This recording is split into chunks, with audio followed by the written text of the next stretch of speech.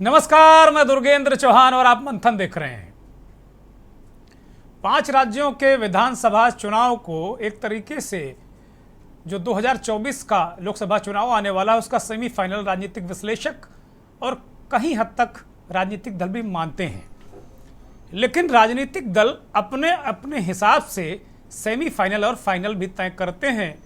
जो जीत गया वो कहेगा ये सेमीफाइनल था और जो हार गया वो कहेगा कि विधानसभा का चुनाव और लोकसभा का चुनाव दोनों अलग अलग परसेप्शन और अलग अलग डायमेंशन पर लड़े जाते हैं।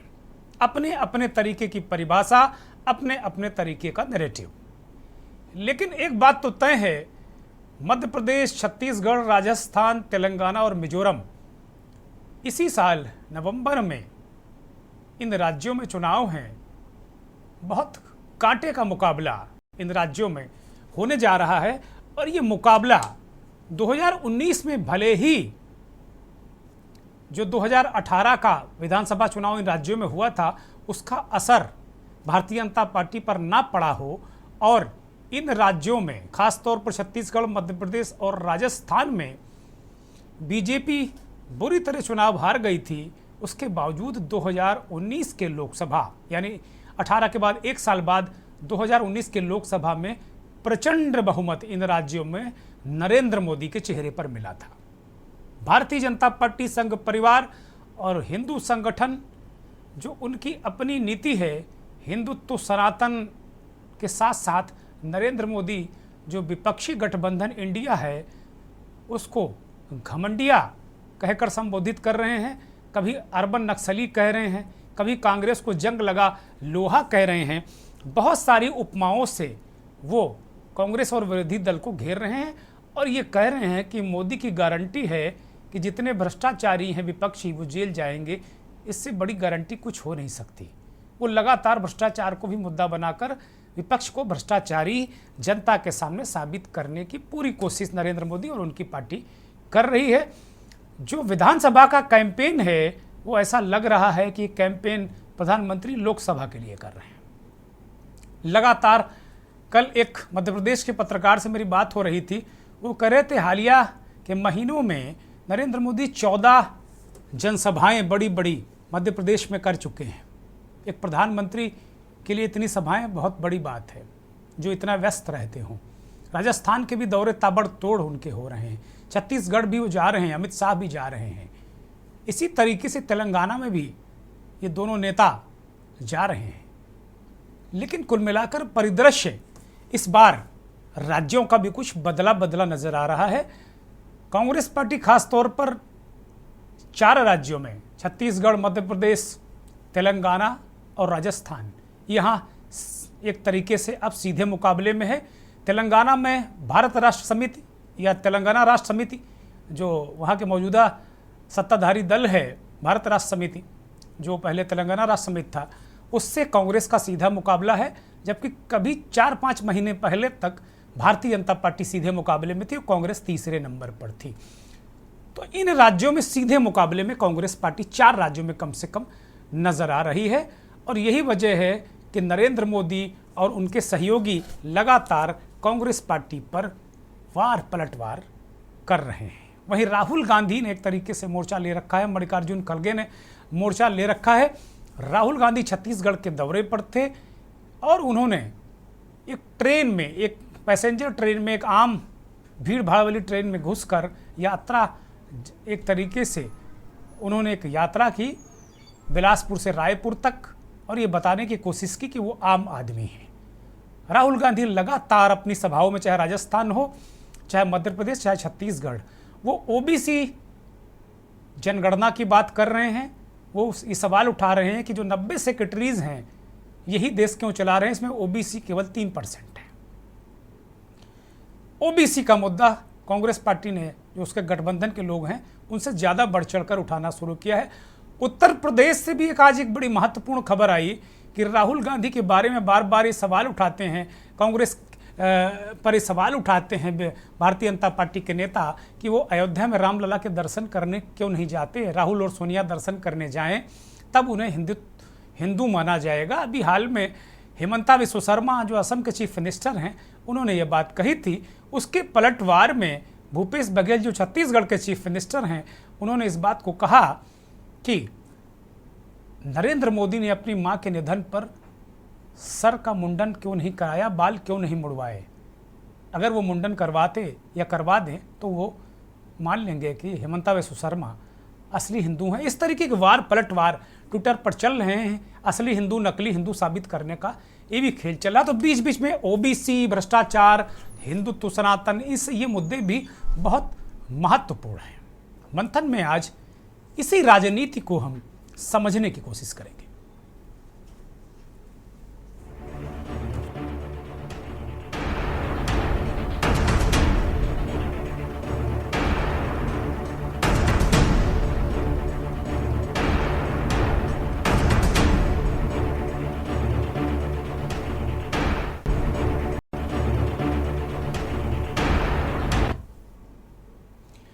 कुल मिलाकर ये परिदृश्य है, क्योंकि लगातार पिछले एक हफ्ते से प्रधानमंत्री के दौरे हो रहे हैं, धुआंधार दौरे हो रहे हैं। राजस्थान में भी उन्होंने राजस्थान की सरकार को भ्रष्टाचारी और कहा कि अब विदाई होने जा रही है। दरअसल बात ये भी ठीक है कि राजस्थान में अभी 3-4 महीने तक ऐसा लग रहा था कि भारतीय जनता पार्टी को अच्छी खासी सीटें मिलेंगी और बहुमत के साथ वो सरकार बना सकती है, ऐसा लग रहा था। बहुत मजबूत स्थिति में भारतीय जनता पार्टी नजर आ रही थी, क्योंकि राजनीतिक रवायत थे राजस्थान की कि एक बार कांग्रेस एक बार बीजेपी। लेकिन इधर 2-3 महीने के से लगातार अशोक गहलोत जो अपनी योजनाओं को जिस तरीके से जनता के सामने रख रहे हैं, उसको लेकर एक माहौल कांग्रेस के पक्ष में बनता दिख रहा है। और जो वहाँ फूट थी उसमें भी एक तरीके से एका होता नजर आ रहा है सचिन पायलट और अशोक गहलोत के बीच में। इसको लेकर बहुत कवायद की गई कांग्रेस के अध्यक्ष मल्लिकार्जुन खड़गे ने। इसी तरीके से मध्य प्रदेश में अगर देखा जाए तो ज्योतिरादित्य सिंधिया के बीजेपी में जाने से वहां स्वतः गुटबाजी खत्म हो गई। कमलनाथ और दिग्विजय सिंह एक पेज पर काम कर रहे हैं, तो वहां भी गुटबाजी एक तरीके से खत्म हो गई। जबकि मध्य प्रदेश और राजस्थान में भारतीय जनता पार्टी में जबरदस्त गुटबाजी और फूट नजर आ रही। इसका नुकसान इस दल को हो सकता है चुनावों में। अभी प्रधानमंत्री नरेंद्र मोदी कल ही गए थे जयपुर और वहां उन्होंने एक सम्मेलन, एक सभा को संबोधित किया, लेकिन उन्होंने पूर्व मुख्यमंत्री और सबसे ताकतवर नेता वसुंधरा राजे सिंधिया का नाम नहीं लिया। इसके बाद राजनीतिक गलियारों में चर्चा हो गई कि वसुंधरा का पत्ता मोदी जी ने काट दिया। अब वहां नेतृत्व किसका, नेता कौन है? सबसे बड़ा सवाल है कि राजस्थान में नेता कौन। मध्य प्रदेश में तो ये तय है कि भाई शिवराज सिंह चौहान भले ही चीफ मिनिस्टर बने ना बने, लेकिन शिवराज सिंह चौहान के नेतृत्व में औपचारिक रूप से चुनाव लड़ा जा रहा है। लेकिन अभी जो कल की जो सूची है, उस सूची में 3 केंद्रीय मंत्री और वो लोग हैं केंद्रीय मंत्री जो वास्तव में नरेंद्र सिंह तोमर कभी चीफ मिनिस्टर के दावेदार थे। प्रहलाद पटेल, उमा भारती ने जो ओबीसी का मसला उठाया, उमा भारती के रिलेटिव हैं प्रहलाद पटेल, उनके कोटे से आते हैं। तो ऐसा कहा जा रहा था उनको विधानसभा का चुनाव लड़ा दिया गया, केंद्रीय मंत्री हैं। नरेंद्र सिंह तोमर कृषि मंत्री हैं, बहुत बड़ा प्रभार है, उनको विधानसभा का चुनाव लड़ा दिया गया, उनको टिकट दे दिया गया।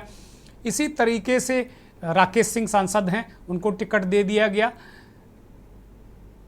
बहुत सारे, कैलाश विजयवर्गीय तो खुद ही ये सूची देखकर आश्चर्यचकित हो गए।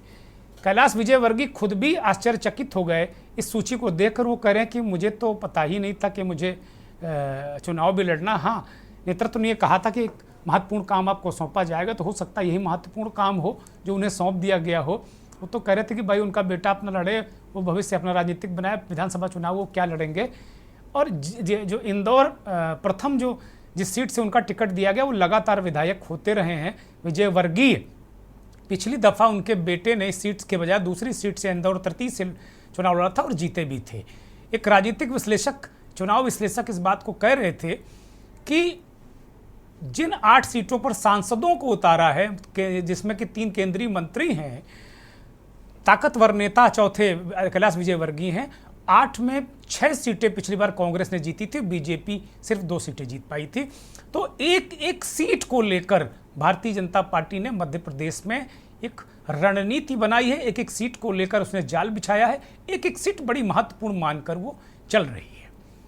एक तरीके से ये भी देखा जा रहा है, इसको दूसरे रूप में देखा जा रहा है, कांग्रेस ने तंज कसा कि वास्तव में क्या इन नेताओं का, कांग्रेस के प्रवक्ता सुरजेवाला ने कहा कि क्या इन नेताओं का नशा उतारने के लिए, राजनीतिक नशा, मंत्री पद का नशा, वो उतारने के लिए इनको मैदान में उतार दिया गया है। कुछ लोगों ने कहा कि शिवराज सिंह चौहान और ज्योतिरादित्य सिंधिया ने इन्हें निपटवा दिया, सिंधिया क्यों नहीं चुनाव लड़ रहे हैं। अभी तक शिवराज की सीट नहीं घोषित हुई है, ऐसा कहा जा रहा है कि हो सकता है शिवराज का ही टिकट कट जाए, ऐसी चर्चा राजनीतिक गलियारों में है। सिंधिया क्या चुनाव लड़ेंगे विधानसभा का, क्यों नहीं लड़ रहे हैं चुनाव वो, क्या वो मुख्यमंत्री पद नहीं चाहते हैं, बहुत सारे सवाल उलझे हैं। और छत्तीसगढ़ में तो भूपेश बघेल लगातार बैटिंग करते जा रहे हैं। छत्तीसगढ़ में हालांकि पिछले बार के मुकाबले इस बार बीजेपी बेहतर नजर आ रही है, लेकिन वहाँ भी चेहरे और नेतृत्व का संकट, क्योंकि रमन सिंह को एक तरीके से नेपथ्य में बीजेपी ने ला दिया है। नरेंद्र मोदी ने जो हमले किए वो तो सब जग जाहिर है। बीजेपी में एक तरीके से जो जिन लोगों को टिकट नहीं मिला वो फूट और टूट नजर आ रही, जिसका हमने जिक्र किया। मैहर से विधायक बीजेपी के, हालांकि वो बागी हो गए थे और विंध्य प्रदेश की मांग करने लगे थे, नारायण त्रिपाठी, उन्होंने एक वीडियो जारी किया। और इसी तरह एक टिकट के एक और दावेदार नेता ने वो वीडियो जारी करके उन्होंने पार्टी को एक तरीके से चेतावनी दी। ये जरा सुना जाए।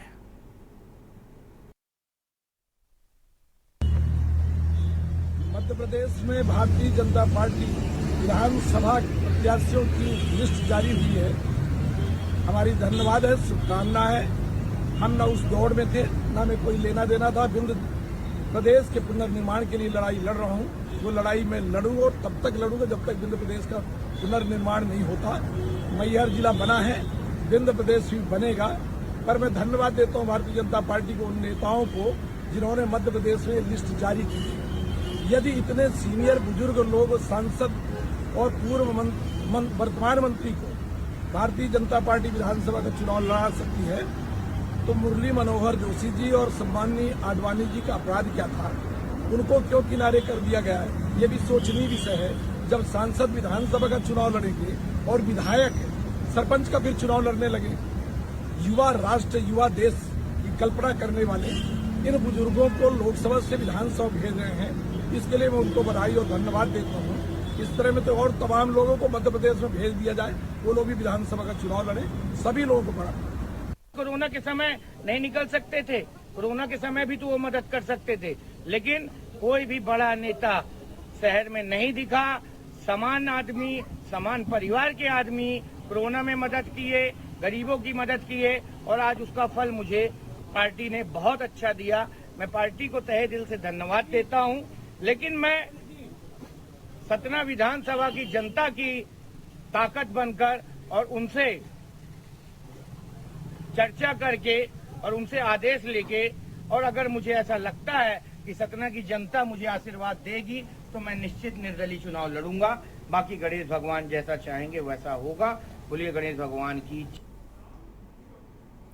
फग्गन सिंह कुलस्ते, नरेंद्र सिंह तोमर और प्रहलाद पटेल, ये तीन मंत्री मैदान में लड़े हैं। और प्रहलाद पटेल की जो सीट है नरसिंहपुर, वहाँ उनके चचेरे भाई पिछली बार विधायक थे, कुछ पारिवारिक दिक्कतें, समस्या की वजह से इस बार यहाँ से नरसिंहपुर से इनको लड़ाया गया है। नरेंद्र सिंह तोमर दिवनी सीट से चुनाव लड़ रहे हैं। यहाँ बीजेपी 28,000 वोटों से हारी थी, तीसरे नंबर पर थी। इसी तरीके से अगर देखा जाए तो फग्गन सिंह कुलस्ते की जो सीट है वो भी बीजेपी हारी थी। यानी इन सांसदों को उन सीटों पर लड़ाया गया जहां बीजेपी हारी थी। राकेश सिंह हैं, बहुत सारे इस तरह के। राकेश सिंह बीजेपी के प्रदेश अध्यक्ष रह चुके हैं, उनको भी। गणेश सिंह हैं, बड़े चर्चित सांसद हैं सतना के। इन लोगों को बाकायदे चुनाव मैदान में उतारा गया है। जितने अपने आप को दिग्गज, तुर्रम खां नेता, रीति पाठक हैं, सीधी से सांसद हैं, उनको भी उतारा गया है। तो ये सीधी से चुनाव लड़ेंगे। उदय प्रताप सिंह सांसद हैं, उनको भी उतारा गया है। तो कुल मिलाकर एक तरीके से जो अपने आप को तुर्रम खां नेता समझते हैं, उनको पार्टी ने कहा कि साबित करो खुद को तुर्रम खां, फिर आगे देखेंगे। एक तरीके से क्या ये हड़बड़ाहट है पार्टी के अंदर कि सारे केंद्रीय मंत्रियों को उतार दिया विजय वर्गीय साहब के? हालांकि उनके समर्थक और उनके चेहरे पर खुशी थी क्योंकि बड़े दिनों से वो मुख्यमंत्री का सपना देख रहे थे, लेकिन अब बहुमत मिलेगा तभी तो ना। लेकिन बहुमत मिलने पर एक बड़े दावेदार वो हो सकते हैं। जनता के बीच ये भी दिखाने की कोशिश की गई, ओबीसी को ये दिखाने की कोशिश की गई कि प्रहलाद पटेल भी चेहरा हो सकते हैं मुख्यमंत्री का। इसी तरीके से फग्गन सिंह कुलस्ते को भी उतार दिया गया। नरेंद्र सिंह तोमर, बीजेपी की 15 साल सरकार बनवाने में वहाँ बहुत बड़ी भूमिका रही। जब जब शिवराज सिंह चौहान चीफ मिनिस्टर हुए तो नरेंद्र सिंह तोमर प्रदेश अध्यक्ष हुआ करते थे, संगठन के माहिर आदमी हैं, उनको भी मैदान में उतार दिया। वो भी एक चेहरा चीफ मिनिस्टर का हो सकते थे। वहाँ के राजपूतों को मध्य प्रदेश के संदेश और संकेत देने की कोशिश बीजेपी ने की। बड़ा दांव चला है, दांव सीधा पड़ता है उल्टा पड़ता है, परिणाम बताएंगे। मध्य प्रदेश के 2 बार मुख्यमंत्री रहे दिग्विजय सिंह ने इस पर एक टिप्पणी की है। भाजपा में घबराहट की निशानी है। अब देखते हैं कौन किसको निपटाता है। ये नरेंद्र मोदी जी किसी प्रधानमंत्री के कभी ऐसे वचन आपने सुने हैं क्या? इस प्रकार के भाषण कभी सुने हैं क्या? ये इतना एक निचले स्तर पर जाके ये बात करते हैं कि हमें इस बात का दुख होता है कि प्रधानमंत्री के पद की गरिमा को ये गिराते हैं। इस बार बिकाऊ माल को टिकट नहीं मिलेगा, टिकाऊ माल को मिलेगा। दिग्विजय सिंह प्रधानमंत्री पर कह रहे हैं कि भाई कोई प्रधानमंत्री इस तरह की बातें करता रहा है क्या इससे पहले? मोदी को निशाना साध रहे हैं। किस वजह से दिग्विजय सिंह रिएक्ट कर रहे हैं, वो जरा मोदी का बयान सुनिए। और अब कांग्रेस ने अपना ठेका दूसरों को दे दिया है। कांग्रेस को अब कांग्रेस के नेता नहीं चला रहे। अब कांग्रेस एक ऐसी कंपनी बन गई है, नारों से लेकर नीतियों तक हर चीज आउटसोर्स कर रही है। और ये ठेका किसके पास है जानते हैं? कांग्रेस का ठेका अब कुछ अर्बन नक्सलियों के पास है। कांग्रेस में अब अर्बन नक्सलियों की ही चल रही है। ये ग्राउंड पर कांग्रेस का हर कार्यकर्ता महसूस कर रहा है। कभी कांग्रेस मुक्त भारत का नारा और दावा करने वाले नरेंद्र मोदी ये कह रहे हैं कि कांग्रेस की नीति और नारे ये सब कांग्रेस के लोग नहीं तय कर रहे हैं, ये उनके कार्यकर्ता भी बड़े परेशान हैं, असमंजस में हैं, ये अर्बन नक्सली तय कर रहे हैं। इधर कांग्रेस का जो सोशल मीडिया सेल है वो कुछ नरेंद्र मोदी के प्रति ज़्यादा आक्रामक है, उसका रिएक्शन था, ये मुझे ऐसा लगता है। एक ब्रेक ले रहा हूँ और ब्रेक के उस पार मंथन जारी रहेगा। का सारथी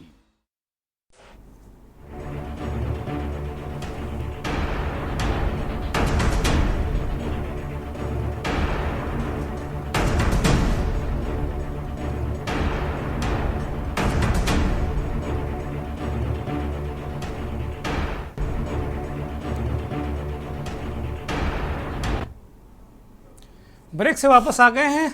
आज हम मंथन में इस बात की चर्चा कर रहे हैं जो 5 राज्यों का चुनाव है वो किस दिशा में बढ़ रहा है।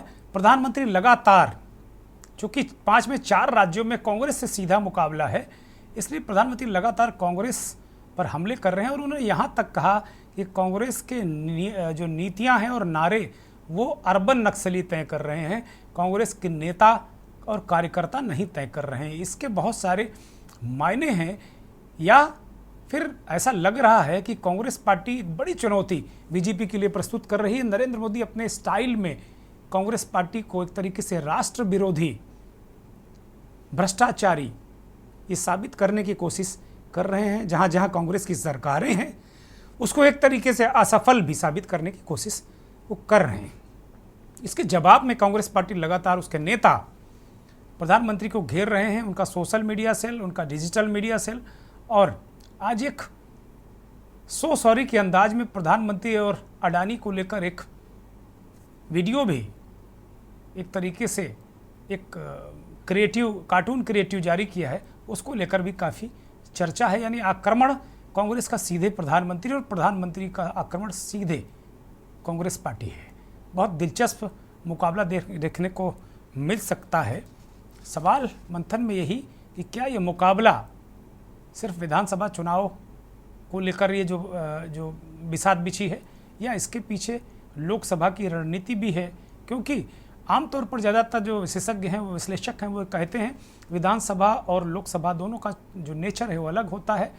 18 में इन 5 राज्यों में विधानसभा में बीजेपी बुरी तरह हारी, लेकिन 19 में नरेंद्र मोदी की जय जय हो गई। तो क्या 24 में भी वही 18 और 19 वाली स्थिति बनने जा रही है, या कुछ स्थितियां परिस्थितियां बदलेंगी, और बदलेंगी तो उसके क्या आधार हैं? बहुत सारे सवालात हैं। हमारे साथ इस देश के और राज्यों के बहुत ही वरिष्ठ पत्रकार, राजनीतिक विश्लेषक जुड़ रहे हैं। परिचय करा दूं, शमशेर खान साहब हमारे साथ जुड़े हैं, वरिष्ठ पत्रकार, राजनीतिक विश्लेषक हैं छत्तीसगढ़ से। खान साहब बहुत स्वागत, बहुत धन्यवाद। और गौरव चतुर्वेदी साहब, वरिष्ठ पत्रकार, राजनीतिक विश्लेषक जुड़े हुए हैं, बहुत बहुत स्वागत, बहुत बहुत आभार चतुर्वेदी जी, बहुत धन्यवाद आपका। इसके थोड़ी देर में और भी राज्यों से हमारे साथ कुछ वरिष्ठ साथी हम जुड़ेंगे। मैं सीधे जो पहला प्रश्न मेरा गौरव चतुर्वेदी साहब से ये है। गौरव जी, मैं आपके पास आ रहा हूँ। मध्य प्रदेश में इसको लेकर आज पूरे दिन और कल से जब से बीजेपी की दूसरी लिस्ट आई है, बड़ी ज़बरदस्त चर्चा है कि इन मंत्रियों को, सांसदों को उतार दिया गया है। 8 मंत्री, जिसमें 3 मंत्री भी हैं, और कुल 8 सांसदों को विधानसभा का टिकट दिया गया है। एक तरीके से विजय वर्गीय को भी लड़ा दिया गया है। बड़े बड़े तोप गन्स, जो शुद्ध भाषा में कहते हैं ना, तुर्रम खां, सारे तुर्रम खां मैदान में उतार दिए गए हैं। और इन 8 सीटों का अगर एनालिसिस करें तो जिसमें पिछली बार 6 कांग्रेस पार्टी जीती थी, तो ये डर है, दांव है, क्या राजनीतिक रूप से देख रहे हैं? जमीनी स्थिति क्या है? क्योंकि हम लोग तो मध्य प्रदेश से दूर बैठे हैं, जो जिसने कहा उसी को एक आधार मान के बातचीत करने लगते हैं, लेकिन आप वहाँ ग्राउंड लेवल पर हैं। क्या स्थिति, क्या परिस्थिति, जरा हमारे दर्शकों को समझाइए चतुर्वेदी जी। देखिए, हर चुनाव चुनौतीपूर्ण होता है और हर राजनीतिक दल को चुनाव जीतने के लिए बहुत सारे उपक्रम करना पड़ते हैं। जो प्रक्रिया चुनाव में जाने की भारतीय जनता पार्टी ने अपनाई हुई है, इससे आप दाव के तौर पर भी स्वीकार कर सकते हैं और डर के तौर पर भी स्वीकार कर सकते हैं। और इस बात का कि मध्य प्रदेश में 18 सालों से भारतीय जनता पार्टी की सरकार रही है और एक स्वाभाविक तौर पर जो एंटी इनकम्बेंसी सरकार के खिलाफ है, वो एक सबसे बड़ा कारण है। और उसके बाद दूसरा जो सबसे बड़ा कारण है भारतीय जनता पार्टी में डर का, वो कारण है भारतीय जनता पार्टी के देवदुर्लभ कार्यकर्ताओं और नेताओं के बीच में जो सामंजस्य पहले माना जाता था, बना रहता था, जो अनुशासित पार्टी मानी जाती थी, आज वो अनुशासित पार्टी के कई कार्यकर्ता ही नहीं, कई बड़े बड़े नेता जिनमें पूर्व विधायक भी शामिल हैं, वो पार्टी छोड़कर कांग्रेस में शामिल हो रहे हैं। कोई आपकी ओर दरवाजा खटखटा रहा है।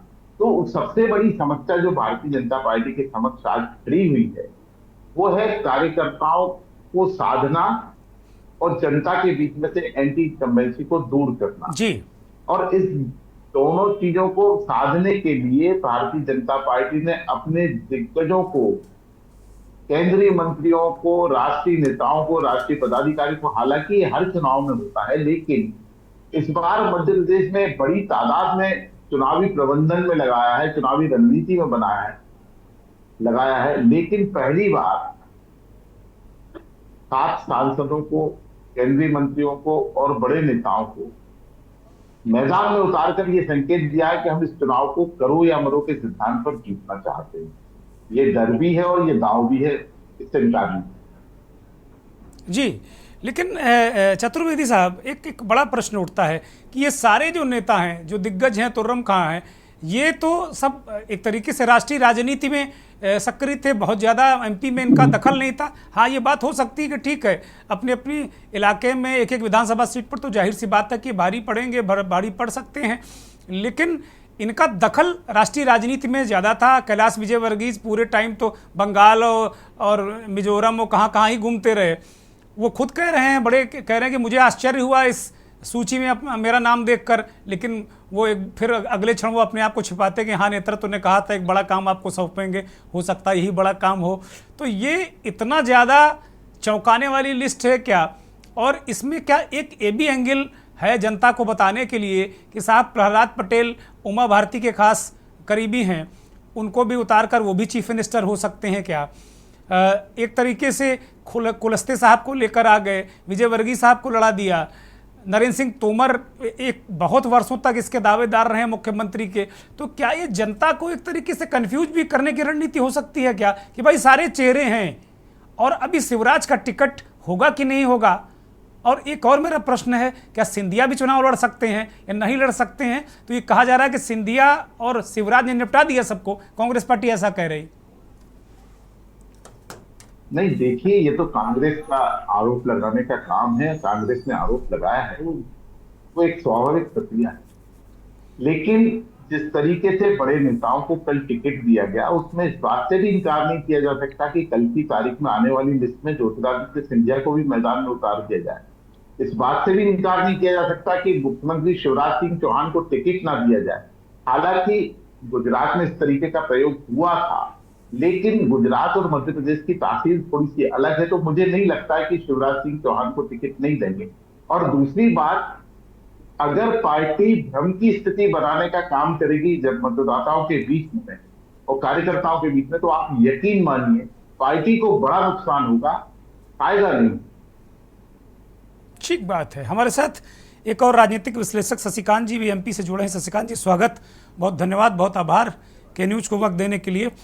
चतुर्वेदी साहब ये कह रहे हैं कि एक बड़ा महत्वपूर्ण, बड़ा बेहतरीन शब्द चतुर्वेदी साहब ने उपयोग किया, देव दुर्लभ नेता।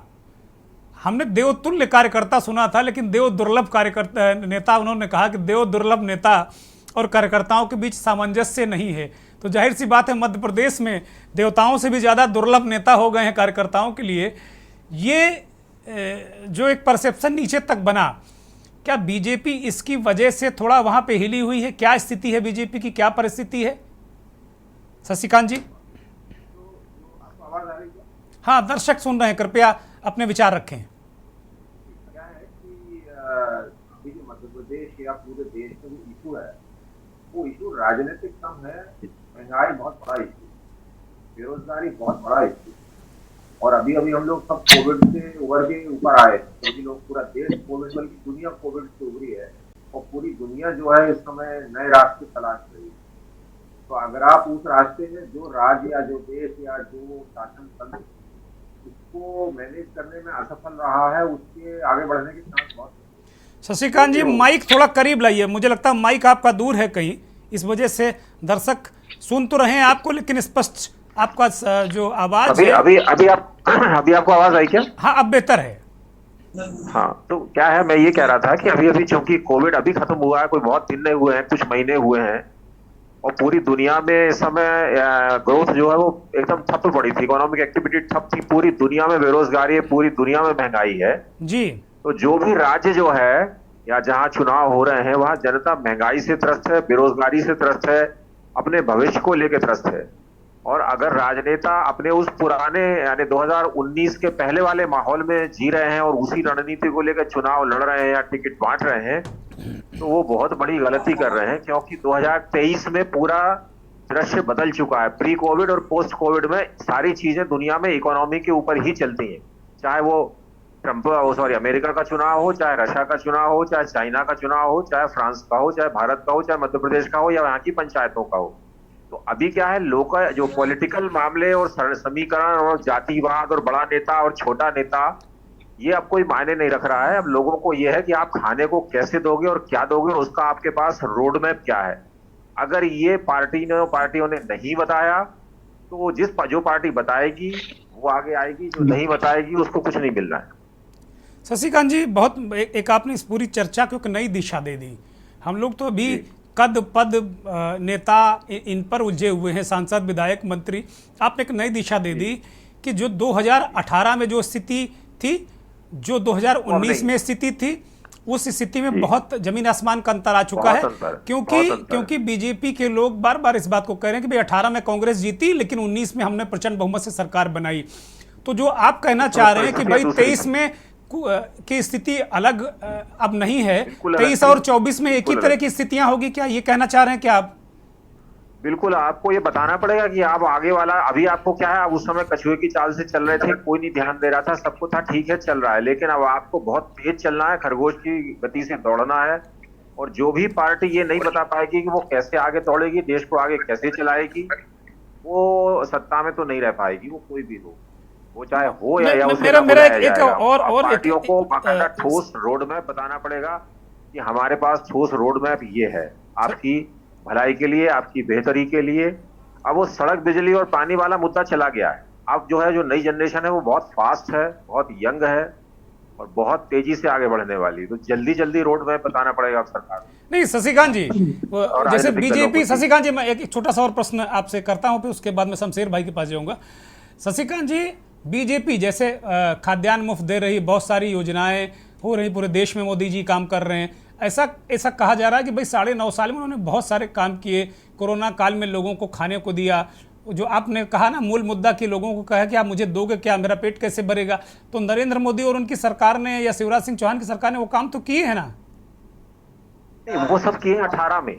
आपने 18 के पहले, मैं आपसे फिर कह रहा हूं, 18 के पहले की बैंक, 18 के पहले के शासन तंत्र, 18 के पहले की कंपनियां, 18 के पहले की इकोनॉमी, 18 के पहले की महंगाई, 18 के पहले के लोग, वो सब अलग थे। अब कोई दूसरी दुनिया है। अब इस दुनिया में जब आप कदम रख रहे हैं, ये बहुत फूंक फूंक के कदम रखने वाली है और बहुत तेज चलने वाली है, क्योंकि जो युवा है ना, वो आपको ज्यादा दिन सुनने वाला नहीं है, उसके पास वक्त नहीं है, वो बहुत तेजी से जीने वाला युवा है। नया युवा जो 18 साल का, जो उस समय कोई 15 साल का बच्चा रहा होगा, वो वोट देने के काबिल हो चुका है। अब उसकी समझ कुछ और है, वो आपके बारे में कुछ और जानता है और वो अब बहुत कुछ सतर्क है और उसके पास इंफॉर्मेशन बहुत ज्यादा है, तो वो आपकी लाग लपेट वाली बातों में आने वाला नहीं है। प्रधानमंत्री जी ने, शशिकांत जी, प्रधानमंत्री जी ने भोपाल की सभा में जिक्र भी किया कि जो हमारा 20 साल का युवा है, 18 साल का युवा है, भारतीय जनता पार्टी उसको टारगेट कर रही है। और आरएसएस के चीफ मोहन भागवत ने भी प्रचारकों को और अपने नेटवर्क को यही कहा है कि आप 18-20 साल के युवा को ही सनातन और हिंदुत्व समझाइए। तो क्या इस तरह के मुद्दे कुछ चलने वाले हैं क्या? आप सनातन समझाइए, हिंदू समझाइए, टीका लगाना समझाइए, पूजा समझाइए, सब समझाइए, लेकिन उसको बताना पड़ेगा इससे खाना ऐसे मिलेगा। आप चाहे उसको अरेबियन सिखाएं, फ्रेंच सिखाएं, स्वाहिली भाषा सिखाएं, संस्कृत सिखाएं, मंत्र सिखाएं, कुछ भी पढ़, जो कुछ भी आपको कहना है, उसके जीवन का उद्देश्य आपको बताना है कि आप आने वाले 5 सालों में आप ये करके उसको कैसे, उसके मोबाइल का डेटा यहाँ से आएगा, उसके गाड़ी का पेट्रोल यहाँ से आएगा, उसके रहने का खर्च यहाँ से आएगा। मतलब आप ये कहना चाह रहे हैं कि चुनाव मूल मुद्दों पर होगा, बेरोजगारी, महंगाई, आम जनजीवन के मूल मुद्दों पर चुनाव होने जा रहा है क्या? मीडिया से उदाहरण दे देता हूँ। आज का युवा अखबार पढ़ता ही नहीं है, वो उसे मतलब ही नहीं अखबार से, वो मोबाइल देखता है, उसे व्हाट्सएप और एसएमएस से मतलब है, उसे यूट्यूब से मतलब है, और वो नौकरियां भी अब अखबारों में नहीं करना चाहता, क्योंकि मैंने देखा 12वीं पास लड़का अपने यूट्यूब पे 30 सेकंड की रील बनाकर लाखों रुपए कमाता है, तो वो एक पोस्ट ग्रेजुएशन डिग्री लेकर के 5 साल झक मार के अखबार में आपकी बातें सुनने 8 घंटे झक मारने नहीं आने वाला है। उसे फास्ट काम चाहिए कि जल्दी बताइए कि अभी क्या हो रहा है। तो इसलिए अब नेताओं को 18 से बाहर आना पड़ेगा और 24 में एंटर होना पड़ेगा और ये बताना पड़ेगा कि वो कैसे एंटर होंगे। ठीक बात है। रोड मैप मुझे अभी नहीं दिखा, ये सब पुराना ढर्रा चल रहा है, वो नहीं चलने वाला आगे। ठीक बात है। इस बीच राजस्थान से हमारे साथ वरिष्ठ पत्रकार धर्मराज संभव जी जुड़े हैं। धर्मराज जी स्वागत, बहुत धन्यवाद, बहुत आभार आपका। मैं शमशेर खान साहब के पास जाऊंगा, छत्तीसगढ़ से वरिष्ठ पत्रकार हमारे साथ जुड़े हुए हैं। शमशेर जी, छत्तीसगढ़ की स्थिति परिस्थिति, वहाँ की राजनीतिक स्थिति को किस तरह देखते हैं? लगातार प्रधानमंत्री भूपेश बघेल की सरकार पर हमले कर रहे हैं। भूपेश बघेल के तमाम जो करीबी लोग थे उन पर ईडी और सीबीआई तमाम तरीके के छापे पड़े। एक तरीके से भूपेश बघेल ने के जन्मदिन पर उनके जो तमाम जो करीबी लोग थे, राजनीतिक विश्लेषक, जो माफ़ कीजिएगा राजनीतिक सलाहकार विनोद वर्मा और तमाम लोगों पर छापेमारी हुई और भूपेश बघेल ने प्रधानमंत्री को धन्यवाद भी कहा कि आपने बड़ा अच्छा तोहफा दिया है। वहाँ की राजनीतिक परिस्थिति स्थिति क्या है? बीजेपी का वहाँ चेहरा कौन है? बीजेपी किस स्थिति में है? क्या दोबारा भूपेश बघेल सत्ता के करीब जाते दिख रहे हैं या बीजेपी वहाँ कुछ बेहतर कर रही है? शमशेर भाई। भूपेश बघेल की सरकार दोबारा से यहाँ रिपीट होते दिखाई दे रही है। हालांकि पिछले 6 महीने में जिस तरीके से बीजेपी एक्शन मोड में आई है, वो आक्रामक स्थिति में है और फिलहाल उसने एक अपनी अच्छी स्थिति बनाई है और ये बताता है कि पिछले चुनाव के अपेक्षा इस बार वो थोड़ा सा बेहतर प्रदर्शन कर पाए। हालांकि छत्तीसगढ़ में कांग्रेस ने सरकार बनाती दिखाई दे रही है। एक जो जातिगत समीकरण है, जातिगत समीकरण में एक अपना वोट बैंक साधने का प्रयास किया जा रहा है, जिसमें एक दिमाग में, जैसे अभी उन्होंने कहा कि लोग अभी पेपर नहीं पढ़ रहे हैं, लोग मोबाइल से सब कुछ वो कर लेना चाहते हैं, उसी को सब कुछ मानने लगे हैं। अब ये छोटी सी बात है, लोगों के दिमाग में इस तरीके का फितूर भरा जा रहा है कि अगर भाजपा सत्ता में रहती है तो ठीक है, अगर भाजपा नहीं रही आने वाले समय में तो ये वक्फ बोर्ड पूरी जमीनों को, दुनिया की जमीनों को हड़प कर लेगा। ये एक लोगों के दिमाग में ठूसा जा रहा है। ये किस तरीके का है, हमको लगता है कि वक्फ बोर्ड क्या है उसके बारे में चर्चा और होनी चाहिए, क्योंकि उसके बारे में जिस तरीके से फैलाया जा रहा है वो एक लोगों के अंदर काम कर रहा है, जो मतलब ये भी मोबाइल का इस्तेमाल हो रहा है, जो उसी नेटवर्क, उसी डेटा, उसी सिस्टम का इस्तेमाल हो रहा है जिस पर युवा काम करता है, युवा रहता है। ठीक बोल रहे हैं। और अभी वोट बैंक की बात करें तो कहीं ना कहीं कांग्रेस के लिए जो मुस्लिम वोट बैंक उनके थे या ईसाई वोट बैंक थे, वो कहीं ना कहीं नाराज दिखाई दे रहे हैं। अगर जैसे नारायणपुर के मामले की बात करें, चाहे वो कवर्धा की बात करें, चाहे वो देवकर साझा की बात करें, तो इन मामलों में कहीं ना कहीं ये जो वोट बैंक कांग्रेस के थे वो थोड़े बहुत डैमेज होते नजर आ रहे हैं, जो या तो नोटा की तरफ जाएंगे या अन्य पार्टियों की तरफ। क्योंकि यहाँ पे अभी आम आदमी पार्टी की बात करें तो वो भी बहुत तेजी से पैर फैलाने की कोशिश कर रही है। जो भी कांग्रेस वो भी एक्शन मोड पे आ गई है, लगभग जो रैलियां कर रही है उसमें काफी भीड़ भी नजर आ रही है। तो शमशेर भाई ये बड़ा महत्वपूर्ण आपने बात कही। एक तो आपने कहा कि नोटा की तरफ जाएंगे, ये एक अलग तरीके का संकेत है कि अगर एक बड़ी कम्युनिटी या बड़ा एक वर्ग या कोई एक ग्रुप अगर किसी दल को वोट ना देके नोटा की तरफ जा रहा, तो इसको क्या संकेत माना जाए? क्या वो पूरे सिस्टम से निराश है? क्या पूरे चुनावी तंत्र से निराश है? क्या जो पूरा सरकारी तंत्र है जिसे हम सरकार कहते हैं या सरकारें कहते हैं, क्या उस सिस्टम से निराश, हताश है क्या? नहीं, कहीं ना कहीं कांग्रेस को यह लगता है कि अगर वो ईसाई लोगों के ऊपर जिस तरीके से नारायणपुर में हुआ, वहां जो कांग्रेस सरकार को करना चाहिए था उन्होंने नहीं किया। तो उसके अलावा अगर देवकर की बात करें, वहां जिस प्रकार से बातें हुई, जो हत्या हुई, उसके बाद मुआवजा हुआ, बहुत सारी बातें हुई, लेकिन वहीं 2 मुस्लिमों की मौत हुई, उसको लेकर किसी भी प्रकार की कोई चर्चा ना होना, उसको लेकर किसी प्रकार के मुआवजे की बात ना होना, उसको लेकर किसने हत्या की उसको लेकर किसी प्रकार की बात ना होना, ये कहीं ना कहीं ऐसा दिखाता है कि कांग्रेस जानबूझ के, मतलब अब कल को ये ना कोई कह दे कि ये मुस्लिमों की सरकार है, इसलिए वो अपने आप को बचाने का प्रयास करती है। हाँ, ठीक बात है। ऐसा चूंकि आजकल राजनीतिक दलों में होता है कि वो हिंदू दिखाना, मुस्लिम दिखाना, इससे बचना, उससे बचना, इस तरह की चीजें हो रही हैं। मैं धर्मराज संभव के पास जाऊंगा। धर्मराज जी, अशोक गहलोत के बारे में कहा जा रहा था कि अभी 4-5-6 महीने पहले तक ये कहा जा रहा था कि बीजेपी बहुत अच्छी स्थिति में वहां नजर आ रही थी।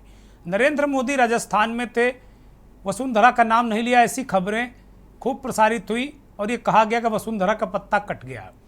आज की स्थिति में अगर कहा जाए, बहुत नीरछीर विवेकी तरीके से आप विश्लेषण करेंगे तो क्या स्थिति है जमीन पर? कांग्रेस बुरी स्थिति में गई है, सुधार हुआ है? क्योंकि जिस तरीके से गुटबाजी बीजेपी में दिख रही है, कांग्रेस में अब कहीं ना कहीं डैमेज कंट्रोल हुआ है, ऐसा हम लोग बहुत दूर बैठकर देख रहे हैं। जमीनी हकीकत क्या है संभव जी?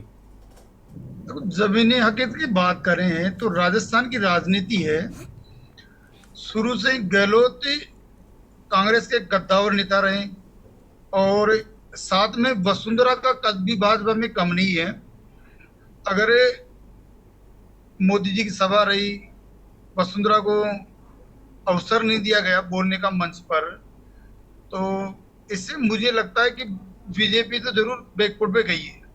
और साथ में जो गहलोत सरकार की जो योजनाएं हैं गहलोत सरकार का जो कार्यकाल है वो आम जन के लिए यहाँ बड़ा सराहनीय है।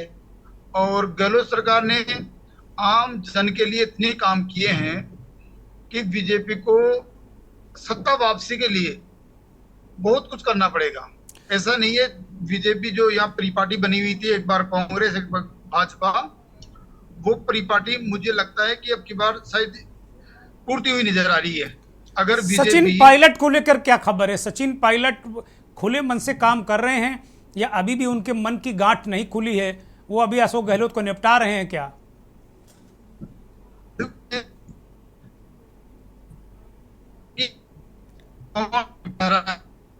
संभव जी आपकी आवाज नहीं आ रही, मुझे लगता है धर्मराज संभव की आवाज को ठीक किया जाए।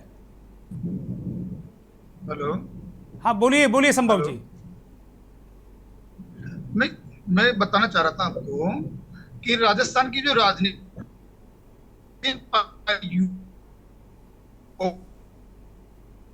वही, मुझे लगता है कुछ नेटवर्क में दिक्कत है, मैं वापस आऊँगा, इसे ठीक किया जाए। और कुछ लाइटिंग की भी प्रॉब्लम है संभव जी के फ्रेम में, इसे ठीक किया जाए। मैं एक बार चतुर्वेदी साहब के पास जाऊँगा, गौरव चतुर्वेदी साहब। चतुर्वेदी साहब, शशिकांत जी ने कहा कि अब ये राजनीति बदल गई है, अर्थव्यवस्था बदल गई है, कोरोना के बाद सब कुछ बदल गया है, इसे आप किस तरीके से देखते हैं? क्या 18 और 19 वाली जो परिपाटी के 18 में वो जीते, 19 में वो जीत गए, वो कह रहे हैं सब कुछ बदल गया है।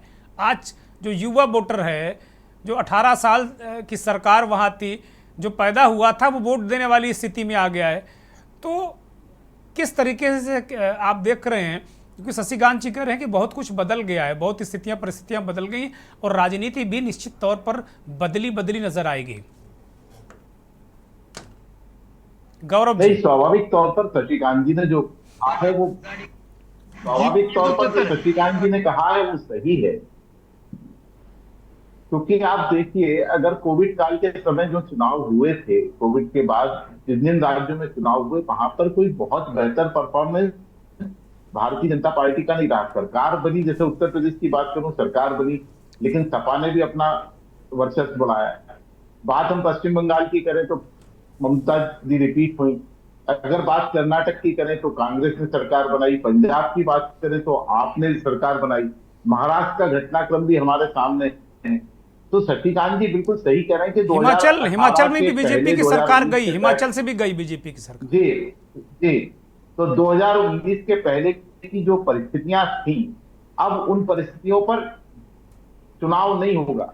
उनके किसी मुद्दे पर कहीं पर इन्फ्लुएंस हो सकता है, उसका वोट मिल सकता है, लेकिन सरकार बना ली जाए ऐसा संभव प्रतीत नहीं होता है। डेवलपमेंट को लेकर के अब वाकई में आम आदमी के मन में एक भाव है। महंगाई से आम आदमी त्रस्त है, बेरोजगारी से त्रस्त है। तो कहीं ना कहीं अच्छा, ये मुद्दे क्या रिफ्लेक्ट करेंगे चतुर्वेदी जी? क्या ये मुद्दे रिफ्लेक्ट करेंगे चुनाव में, लोकसभा या विधानसभा चुनाव में? ऐसा दिख रहा है क्या? डेफिनेटली रिफ्लेक्ट करेंगे। पिछले चुनाव में भी जब रिफ्लेक्ट किया था, इस चुनाव में भी रिफ्लेक्ट करेंगे। ऐसा नहीं है कि चुनाव, बस ये होता है कि चुनावों में जो अन्य मुद्दे कहीं से लाए जाते हैं, उनका थोड़ा बहुत असर, जो फ्लक्चुएशन होता है, वो कहीं ना कहीं सरकार बनाने बिगाड़ने में एक खेल अदा करता है। लेकिन ये मुद्दे जिंदगी राजनीति में स्थायी रहेंगे, चाहे महंगाई हो, चाहे बेरोजगारी हो, चाहे गरीबी। ठीक बात है। मैं शशिकांत जी के पास आऊँगा। शशिकांत जी, गौरव जी कह रहे हैं कि ठीक बात है, आपने जो कही उससे बहुत हद तक सहमत हैं कि भाई अब राजनीति बदली हुई है।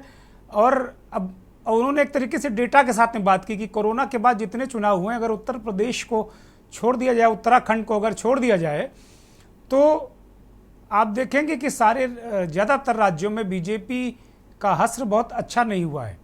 तो कहीं ना कहीं जो एंटी इनकम्बेंसी है वो एक तरीके से हावी रही है। लेकिन जो सनातन और हिंदुत्व, राम मंदिर, ये एक बड़े हथियार के रूप में बीजेपी इस्तेमाल करती। वो कहती गैर सनातनी हैं, राष्ट्र विरोधी हैं, हिंदू धर्म विरोधी हैं। इन मुद्दों को आप किस तरीके से देखते हैं? क्या इस पिच पर बीजेपी चुनाव जीतने की स्थिति में है क्या? क्योंकि अभी संघ ने भी लखनऊ में 3 दिन उनकी बैठक चली। आरएसएस चीफ मोहन भागवत ने कहा कि भाई लव जिहाद और धर्मांतरण, इनको देखो भाई। तत्काल उनको ये 2 विषय बड़ी प्रमुखता से याद आ गए। लग रहा संगठकों की भी सबसे बड़ा सामाजिक कार्य है ये।